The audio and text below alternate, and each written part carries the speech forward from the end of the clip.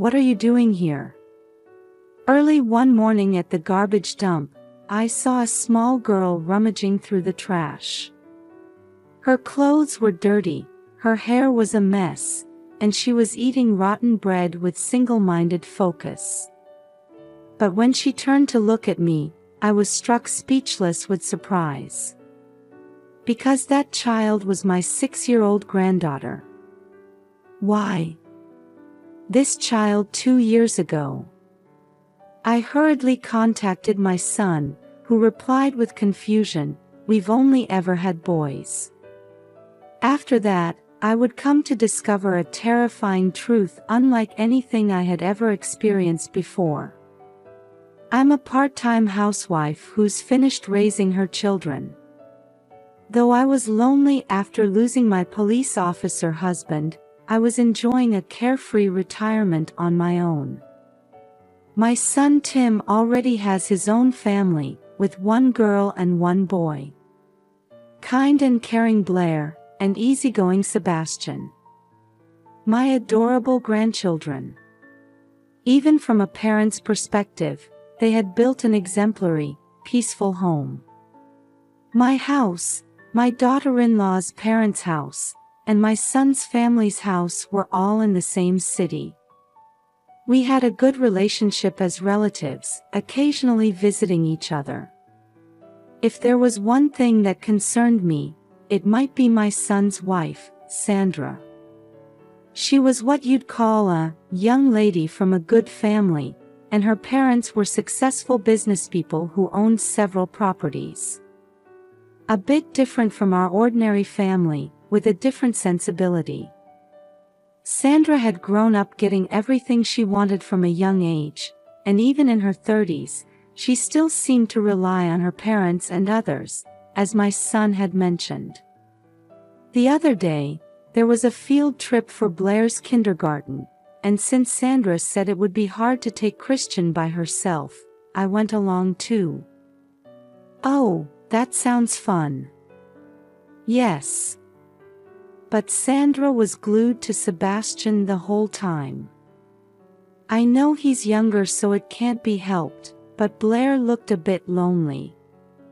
A father using his vacation days to participate in his child's event to reduce his wife's burden was unfamiliar in my time, but I suppose this is how modern parents are.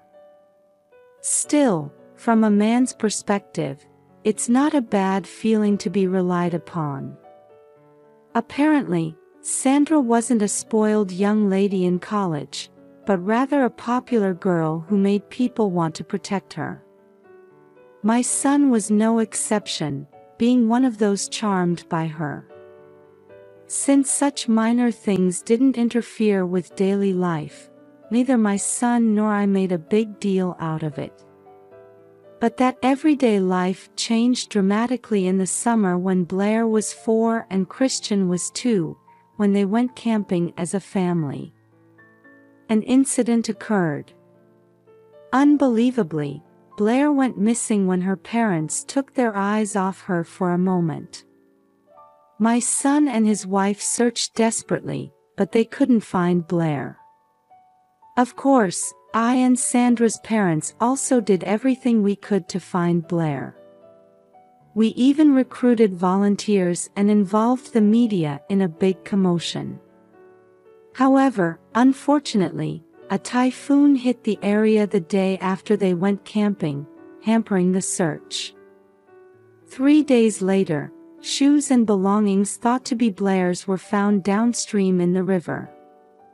Of course, due to the heavy rain, the river's flow had become faster and the water level had risen. These factors led to the conclusion that Blair had passed away, and the search was regrettably called off. While the whole family was grieving, the one who never accepted it was Sandra. "Please keep looking. I'll pay as much as it takes. She's definitely still alive." Her figure clinging to those around her who hesitated with words like, "We're so sorry, but," was pitiful to watch. It's understandable. After all, it was her first child. There's no way she could give up so easily. But still, that child is probably. Even with so many people and so much time invested, Blair couldn't be found. Even if she were found, everyone, including myself, thought she wouldn't be alive anymore. Since then, Sandra blamed herself, saying, "It's my fault that my daughter." And for a time, she fell into a very dangerous state. She hurt herself, stopped eating, couldn't go out, wouldn't speak to anyone. You still have Sebastian. If you disappear, you'll make him feel the same pain you're feeling. My son and I desperately supported and encouraged Sandra, and it took 2 years for her to recover from her despair. Christian turned 4, and Sandra rarely became depressed anymore, but... What? You're buying again? We just bought a toy car last week. It can wait. If you want a new one, maybe for your birthday. Christian says he wants it now. Who knows if next time will ever come. Sandra began fulfilling all of Christian's wishes and pouring money into him, as if to make up for what she couldn't do for Blair. Of course, if this continued, Christian's selfishness would only increase, and he gradually stopped listening not only to his grandparents like me and his maternal grandparents, but even to his father, Tim. However, because of the incident with Blair, no one in the family could caution Sandra. Her parents, if anything, seemed to become even more active in providing financial support and taking care of Christian, perhaps out of pity for Sandra. I understand it can't be helped, but it feels like things are heading in a bad direction. While harboring such concerns, one day I woke up early and decided to go for a walk while taking out the trash. Come to think of it, recently the neighbors had been saying that there'd been an increase in mischief like trash bags being opened. In my area, you can put out trash from the night before, so a considerable amount of kitchen waste had been put out by early morning. Therefore, measures against crows and stray cats were thorough, so it was rumored to be the work of humans.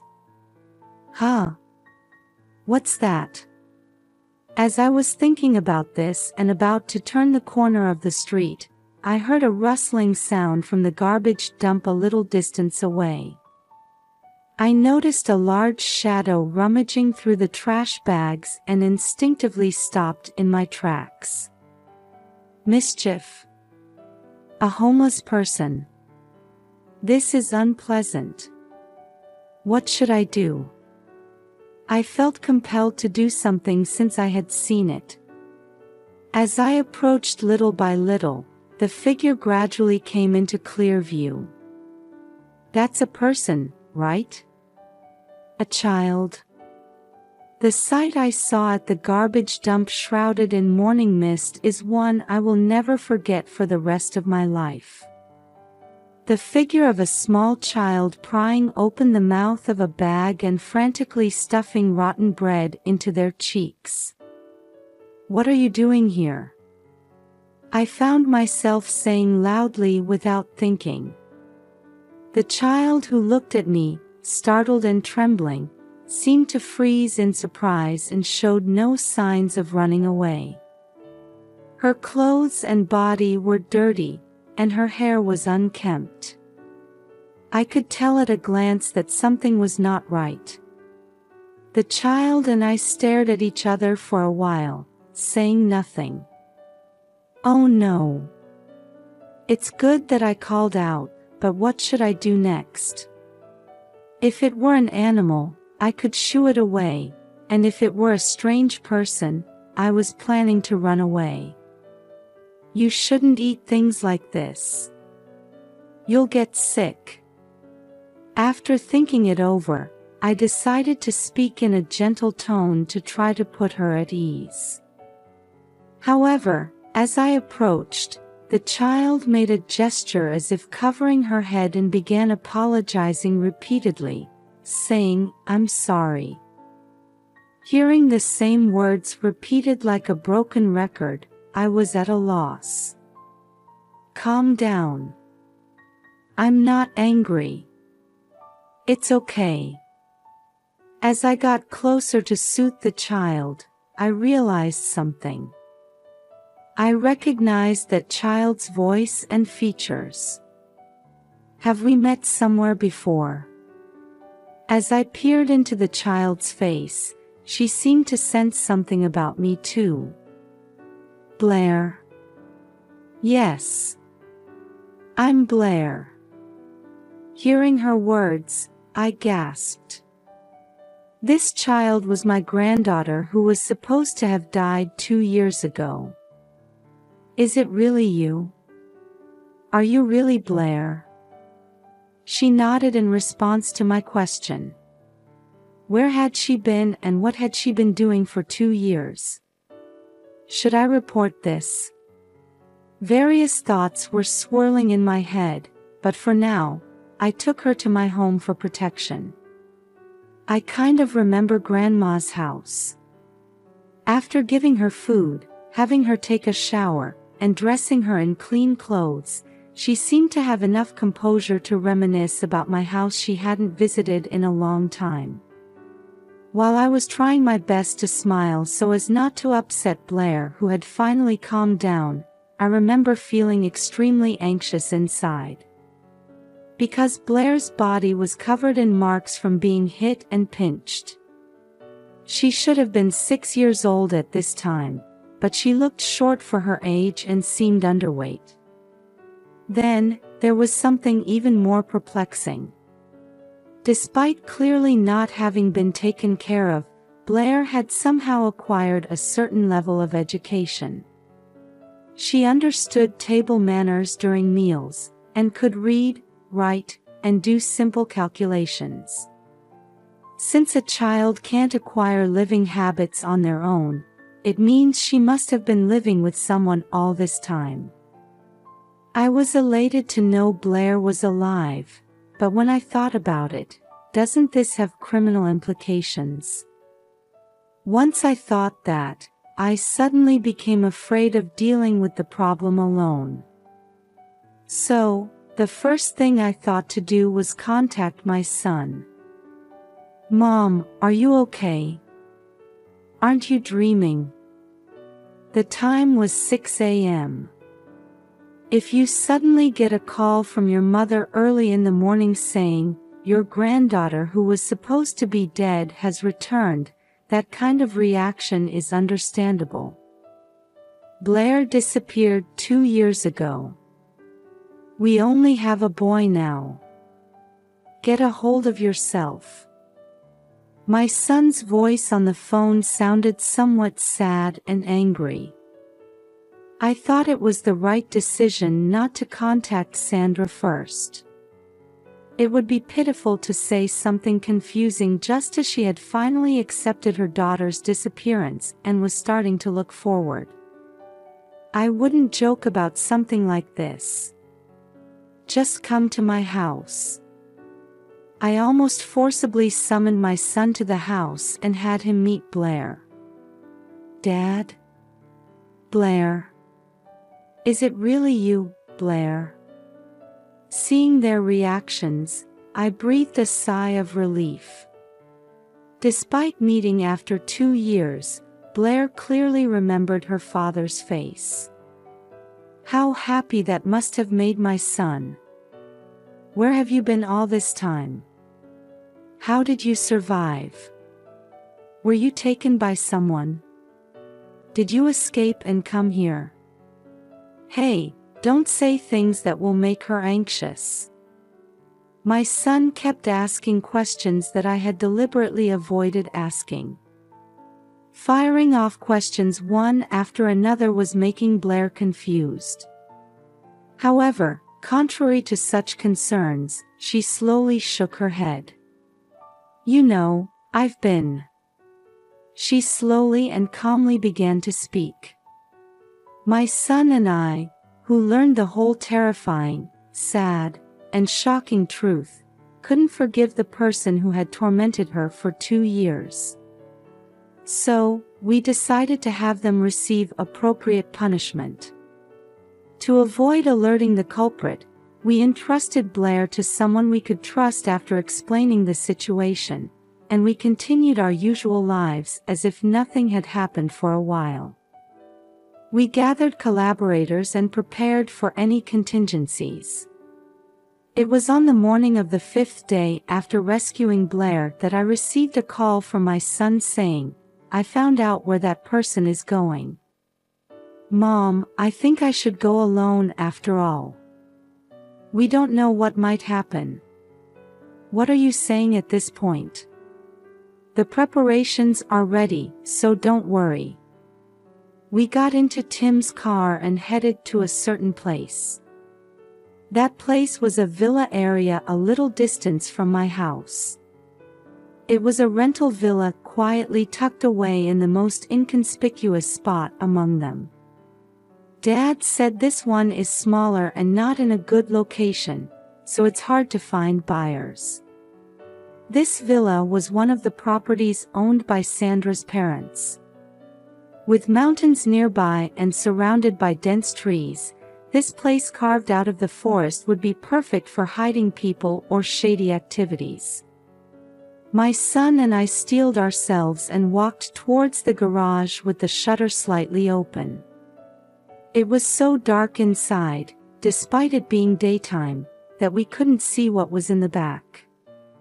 However, an eerie sound of metal being dragged echoed in the dark, enclosed space.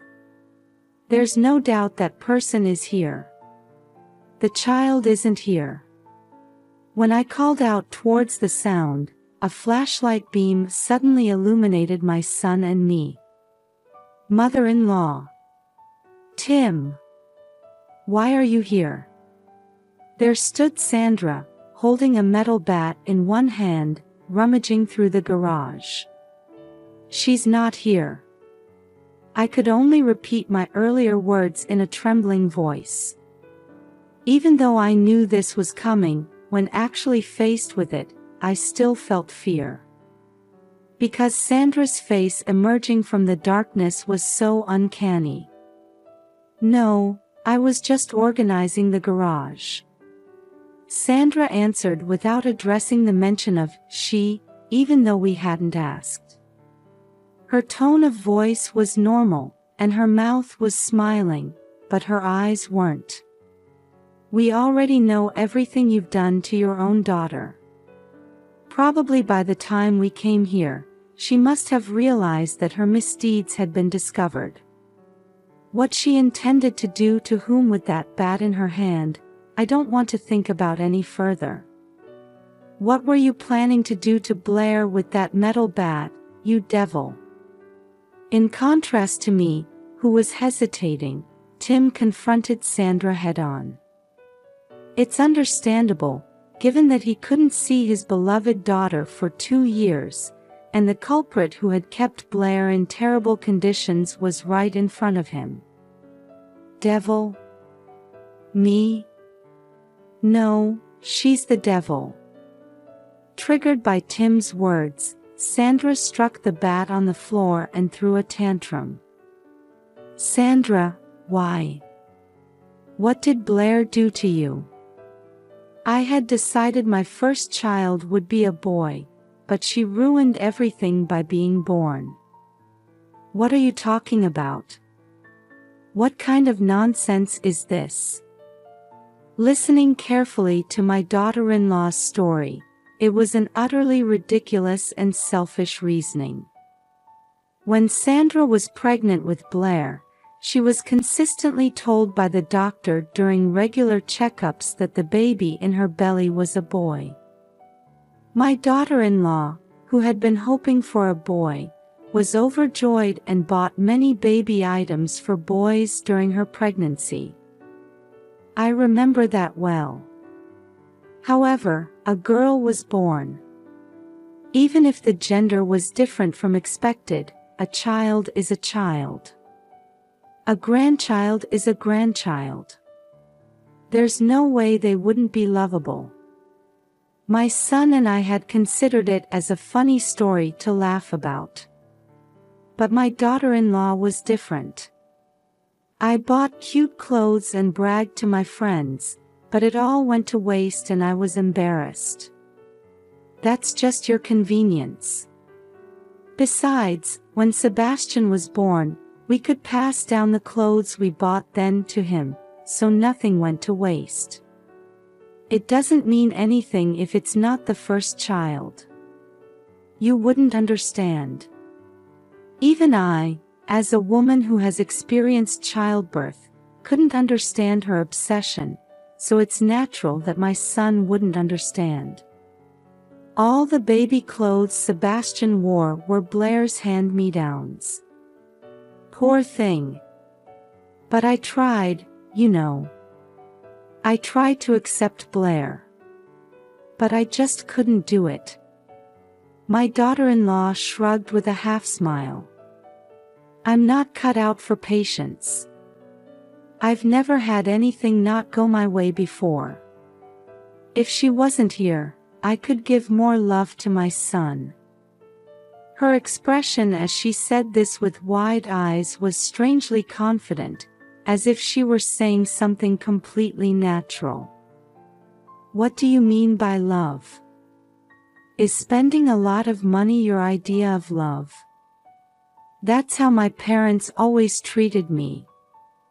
But don't you think I'm kind? I kept that child alive and raised her. I even educated her. I gave her a reason to live.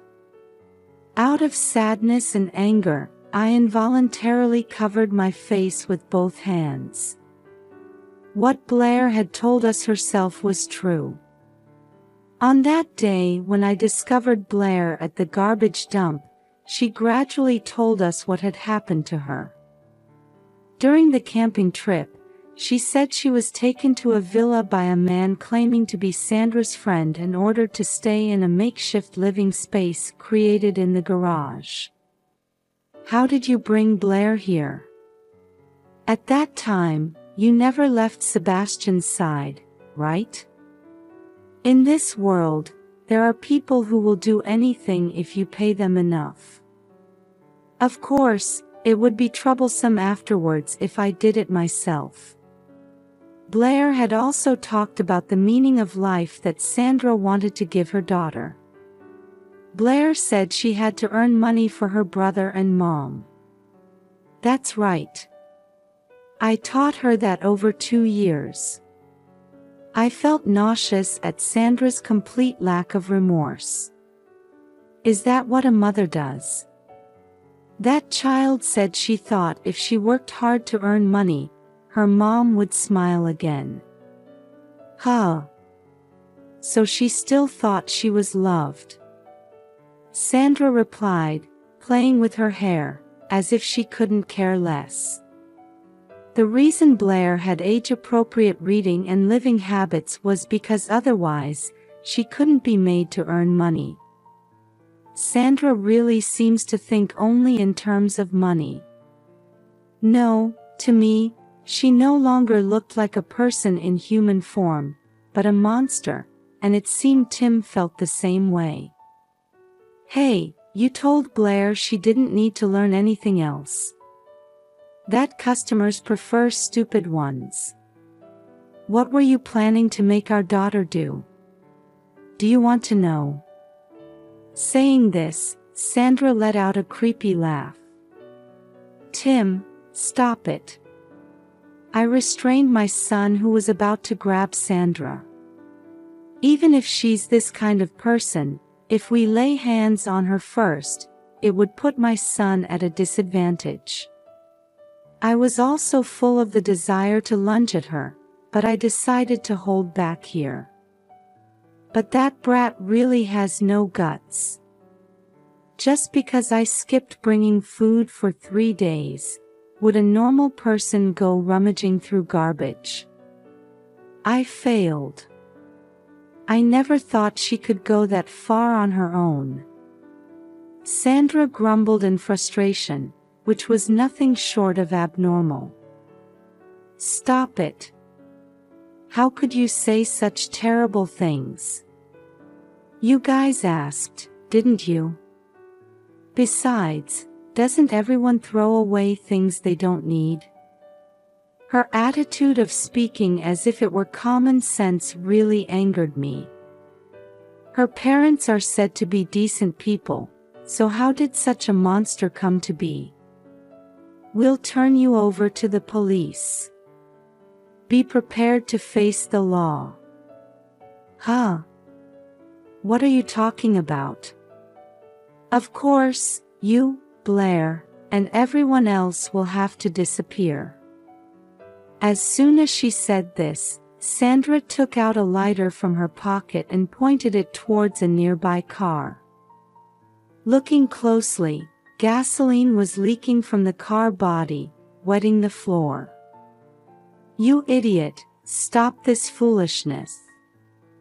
"That's right, if you do that, even you." "Shut up." Sandra hit the car body with the bat, causing a large dent and more gasoline to drip.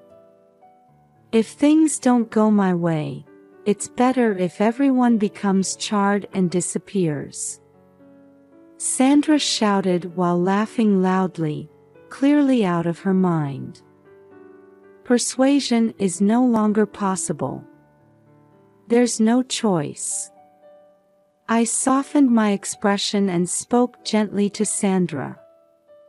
"I understand. It must have been hard for you all alone. I'll be on your side, so please put down the lighter." "Mom, what are you saying?" When I gave a subtle eye signal to my surprised son, he seemed to understand my intention. "Sandra, I'm sorry. I apologize. We won't tell anyone. We'll do as you say, so please help us." When Tim also showed signs of complying with Sandra, she smiled with satisfaction. "Put your hands behind your back. Sit facing the wall." As we did as she said, Sandra slowly started walking, not taking her eyes off us. "Where's Blair?" "She's with my friend. She's at the house 2 doors down from ours." The moment Sandra stood at the entrance of the garage, at Tim's signal, sturdy older men who had been hiding nearby all rushed to restrain Sandra at once. They shouted, "Secured!" Caught in the act, while swiftly subduing Sandra. "What is this? Let go of me." These people are retired former police officers, all friends of my husband. They've remained close to me even after my husband passed away. When I told them about my granddaughter's situation, they agreed to cooperate fully. Actually, my pocket had contained a mobile phone in an ongoing call the whole time. The phone was connected to these friends. They were the ones who said, "To ensure Blair doesn't return to her mother's custody, let's gather solid evidence." All of our exchanges have been recorded, and there are this many witnesses. Stop your unsightly behavior now. It will only make your crime more severe. Shut up, you old hag. You think you can do this to me and get away with it? I'm going to tell Daddy and Mommy. I was so dumbfounded by her textbook villainous words that I couldn't find a response. Hey, Tim. Don't you feel anything seeing your wife like this? Help me. I'm the mother of your child. I can only feel hatred for you now. We don't need a mother who torments her children. Tim was straightforward, showing no lingering affection for the woman he once loved. No way. Mother-in-law. Blair won't abandon me, right? She said she'd work hard for me. Besides, taking a child away from their mother. Are you serious? Do you really think such emotional blackmail will work? I wished she hadn't turned to me here, but perhaps she thought I might still be swayed as a fellow mother. She underestimated me. There are many children who forgive their parents no matter how terribly they're treated.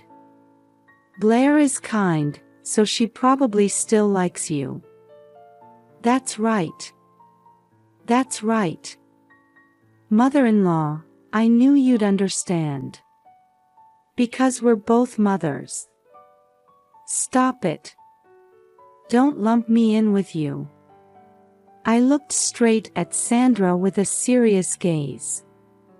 Blair had her existence erased for 2 years, her rights taken away, unloved and alone. She's just a 6-year-old girl. As I spoke, I desperately held back the tears that threatened to come. I should have searched more thoroughly. I should have noticed Sandra's abnormality. If I had, we might have been able to save Blair earlier. For Blair's sake, we can't forgive you. Everything you tried to do to her will now come back to you. What? What do you mean? When you return, there will be no one waiting for you. You'll lose your home, family, and friends. You'll be unloved, eventually forgotten, and meet a lonely end. Hearing this, Sandra's face instantly turned pale, and she began to cry. Considering what you did to Blair and what you were planning to do, it's only natural retribution. By this time, active police officers had arrived. They exchanged salutes with my friends and dragged away the screaming Sandra.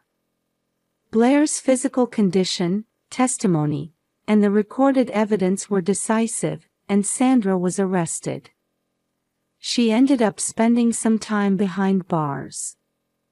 My son divorced her and gained custody, demanding a lump sum payment of $20,000 in compensation and $150,000 in child support, all of which was paid. Sandra's parents also apologized. They said, "We made a mistake in raising our daughter. We won't be involved with her anymore," and sold their properties to move to a distant state. My son and I also moved to a new place and are living a new life. Blair has started attending kindergarten and is now happily surrounded by kind friends and teachers.